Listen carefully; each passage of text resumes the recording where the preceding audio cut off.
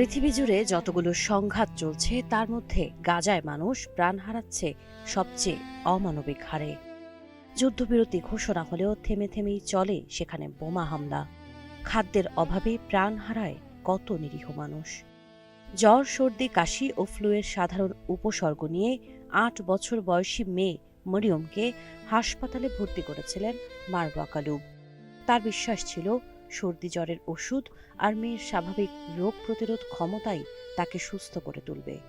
কিন্তু সেই বিশ্বাসই শেষ পর্যন্ত ভেঙে চুরমার হয়ে যায়। হাসপাতাল থেকে মারওয়াকে ফিরতে হয় মেয়ের নিথর দেহ নিয়ে।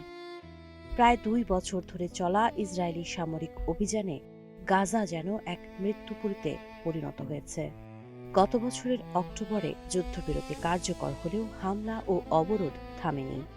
ত্রাণ প্রবেশে বাধার কারণে মাসের পর মাস অনাহারে দিন কাটাচ্ছেন গাজার বাসিন্দারা। অপুষ্টি ও দীর্ঘস্থায়ী মানসিক চাপে মানুষের রোগ প্রতিরোধ ক্ষমতা ভেঙে পড়েছে।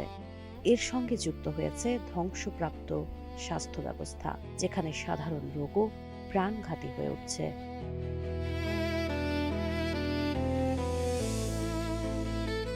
মরিয়মের খালা ইমান কালুব মিডল ইস্ট আইকে জানান, মৃত্যুর আগে মরিয়মের তীব্র কাশি, জ্বর ও বমি ভাব দেখা দেয়। সে খাবার দাবার পুরোপুরি বন্ধ করে দেয়। পরিবারের ধারণা ছিল কিছুদিনের মধ্যেই সে সেরে উঠবে, কিন্তু বাস্তবতা ছিল ভয়াবহ। ১১ জানুয়ারি মরিয়মকে গাজার রামতিসি হাসপাতালে ভর্তি করা হয়। একসময় এই হাসপাতালটি কিডনি ও ক্যান্সারে আক্রান্ত শিশুদের চিকিৎসার প্রধান কেন্দ্র ছিল। ইসরায়েলি হামলায় হাসপাতালটির অবকাঠামো মারাত্মকভাবে ক্ষতিগ্রস্ত হওয়ায় এখন এটি সীমিত পরিসরে শ্বাসনালী ও অন্ত্র সংক্রান্ত রোগের চিকিৎসা দিচ্ছে। রোগীর চাপ এত বেশি ছিল যে মরিয়মকে চিকিৎসকের কাছে পৌঁছাতে ঘণ্টার পর ঘণ্টা অপেক্ষা করতে হয়। চিকিৎসকেরা জানান, মরিয়মের ফুসফুসের অবস্থা ছিল অত্যন্ত সংকটাপন্ন। পর্যাপ্ত চিকিৎসা সরঞ্জাম না থাকায় তাকে কেবল অক্সিজেনই দেওয়া সম্ভব হয়, স্যালাইন পর্যন্ত দেয়া যায়নি।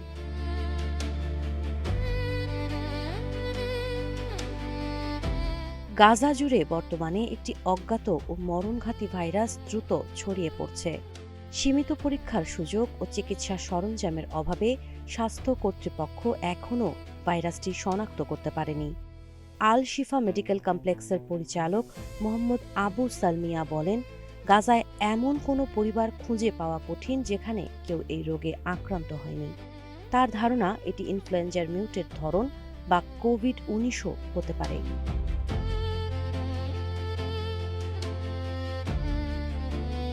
মাসের পর মাস বোমা বর্ষণেও যে শিশুটি বেঁচে ছিল, একটি প্রতিরোধযোগ্য ভাইরাসই তার প্রাণ কেড়ে নিল। ইমান কালুবের কণ্ঠে চাপা ক্ষোভ। ২ বছরের যুদ্ধ তাকে মারতে পারেনি, একটি ছোট ভাইরাস সেটা করল। মরিয়মের মতো আরও কত হাজারো শিশু এমন ভাইরাসে প্রাণ হারাবে তা কে বলতে পারে। এই মৃত্যুর মিছিল কবে থামবে, আদতে এর কোনো সদুত্তর কারো কাছে নেই।